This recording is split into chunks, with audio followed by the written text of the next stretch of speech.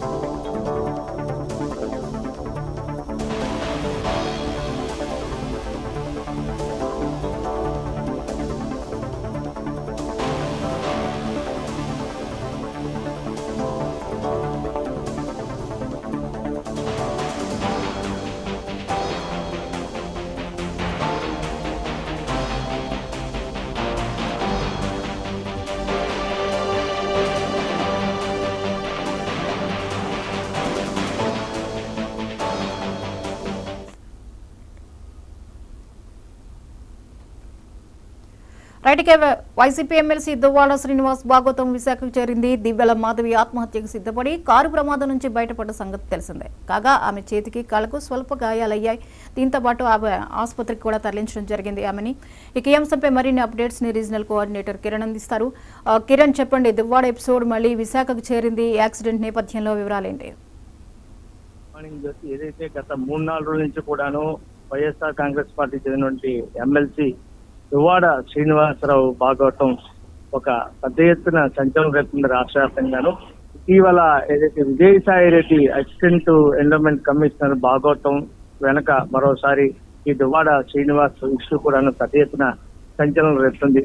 ఒక రాజకీయ పార్టీకి చెందినటువంటి వ్యక్తులు ప్రజలను సమాయత్తపరిచి ప్రజలకు ఒక అవగాహన కల్పిస్తూ ముందుకెళ్లాల్సినటువంటి వ్యక్తులు ఈ రకమైనటువంటి కార్యకలాపాలకు పూనుకోవడంతో ప్రజలందరూ కూడా తీవ్ర మనస్తాపానికి గురవుతున్న పరిస్థితి. ఇక ముఖ్యంగా మనం చూసుకున్నట్టయితే గత 3-4 రోజుల నుంచి కూడా ఎవరైతే దివ్యల మాధురి తోటి అడల్టరీ అనేటువంటి ఒక కొత్త పదంతో ముందుకు సాగుతున్నటువంటి వ్యవహారం మనం చూసుకున్నట్టయితే గత కోవిడ్ సమయం నుంచి కూడాను దివ్యల మాధురి కావచ్చు, అదేవిధంగా శ్రీనివాస్ కావచ్చు, వీళ్ళిద్దరు కూడా కలిసే ఉంటున్నారు. ఒక ఫ్రెండ్, ఒక ఫిలాసఫర్, ఒక గైడ్ నాతో ఉన్నాడని చెప్పి దివ్యల మాధురి గతంలో 3-4 రోజుల క్రితం మీడియా ముందు కూడా స్పష్టం చేయడం జరిగింది. అయితే దీనికి సంబంధించి ఏదైతే దువ్వాడ శ్రీనివాస్ భార్య వాణి, ఆమె తాలూకా ఇద్దరు పిల్లలు కూడా ప్రత్యేక ఆందోళన సాధిస్తూ తన భర్త తనకు కావాలని చెప్పి ఎవరైతే దివ్యల మాధురి తన భర్తను ఆకట్టుకొని తన భర్తను ఉంచుకుందని చెప్పి వాళ్ళు ఆరోపిస్తున్న నేపథ్యంలో నిన్న ఏదైతే ట్రోల్స్ కావచ్చు, గత 3-4 రోజులటువంటి మీడియాలో ప్రచారం కానీ లేకపోతే బయట ప్రజలందరి దృష్టికి కూడా ఒక కుటుంబానికి సంబంధించిన ఇష్యూ బయటకు ఒక తాను చాలా మనస్తాపానికి గురి అని చెప్పి ముఖ్యంగా తన పిల్లలు ఎవరైతే ఉన్నారో ఆ పిల్లలందరూ కూడా ఏంటమ్మా ఇది, ఎవరైతే ఈ దువ్వాడ శ్రీనివాసరావు భార్య వాణి తన ఎవరైతే ఉన్నారో మాధురి పిల్లలు కూడా DNA టెస్ట్ చేస్తే వాస్తవాలు తెలుస్తాయి అని చెప్పిన నేపథ్యంలో ఆ పిల్లలు కూడాను మాధురిని ప్రశ్నించిన పరిస్థితిలో ఆవిడ తీవ్ర మనస్తాపానికి గురై సూసైడ్ అటెంప్ట్ చేసుకోవడానికి కూడా సిద్ధపడినట్టుగా తెలుస్తుంది. ఈ నేపథ్యంలోనే నిన్న ఏదైతే టెక్కల నుంచి పలాస వెళ్తున్న నేపథ్యంలో లక్ష్మీపురం టోల్ గేట్ దగ్గర కారు ఆగి ఉన్నటువంటి కారుని బలవంతంగా తానే ఢీకొనడంతో స్వల్ప గాయాలు కూడా అయినట్టుగా మనకు తెలుస్తుంది. ఈ నేపథ్యంలో కాలికి అదేవిధంగా చేసి మరోవైపు తల భాగంలో కూడాను బ్లడ్ క్లాట్ అయినట్టుగా తెలుస్తుంది. ఈ నేపథ్యంలో ప్రాథమిక చికిత్స నిమిత్తంగా పలాసలో ప్రాథమిక ఏరియా ఆసుపత్రికి ప్రైమరీ హెల్త్ సెంటర్ తీసుకెళ్లి ఆవిడకి కొద్దిసేపు చికిత్స కూడా అందించడం జరిగింది. అయితే సిటీ స్కానింగ్ కోసం విశాఖపట్నం తరలించాల్సిన పరిస్థితి అని చెప్పి అక్కడ వైద్యుల సలహా మేరకు నిన్న రాత్రి కేజీహెచ్కి తరలించాలనుకున్నారు. కానీ అనూహ్యంగా అపోలో ఏదైతే విశాఖపట్నం హెల్త్ సిటీ హనుమంతరావు సమీపంలో నుండి అపోలో ఆసుపత్రికి ఆవిడ చికిత్స నిమిత్తం కూడాను తరలించడం జరిగింది. అయితే ఒక నాటకీయ పరిణామం ఇదంతా మనం చూసుకున్నట్టయితే నిన్న ఏదైతే అపోలో హాస్పిటల్ తీసుకొచ్చిన సమయంలో సుమారు రాత్రి 10-10:30 ప్రాంతంలో తీసుకొచ్చిన నేపథ్యంలో అక్కడ ఉన్నటువంటి సిబ్బంది ఏదో ఒక వ్యక్తిని మహిళని తీసుకొస్తున్న నేపథ్యంలో పూర్తిగా ముసుగులు వేసి మొత్తం మీద ఒక క్లాత్ వేసి ఎవరికి కనిపించకుండా రహస్యంగా లోపల తీసుకెళ్తారు. అందరూ కూడా ఆశ్చర్యానికి గురారు. అంత అవసరమే వచ్చింది. గత 3-4 రోజుల నుంచి ఇష్యూ నడుస్తున్నది. ఇప్పటికే బహిర్గతంగా ఒకరికొకరు బాహాబాహి దిగుతూ మాట్లాడుకోవడం కానీ విపరీతమైన పోస్ట్ చేసుకోవడం కానీ ఇదంతా కూడా బయటకి భాగవతం పొక్కిన నేపథ్యంలో అంత రహస్యంగా తీసుకెళ్లాల్సిన పనే ఉందని చెప్పి ఉన్నటువంటి ఆసుపత్రికి వచ్చినటువంటి పేషెంట్స్ కావచ్చు, వాళ్ళ అటెండెంట్స్ కావచ్చు, వీళ్ళందరూ కూడాను చెప్తున్న పరిస్థితి. ఇక ముఖ్యంగా మనం చూసుకున్నట్లయితే ఈ రోజు ఆవిడకి సిటీ స్కాన్ చేసి అసలు ఏం జరిగింది అనే కోణాల్లో కూడా వైద్యులు రిపోర్ట్ ఇచ్చే అవకాశం అయితే కనిపిస్తుంది. Right, thank you Kiran.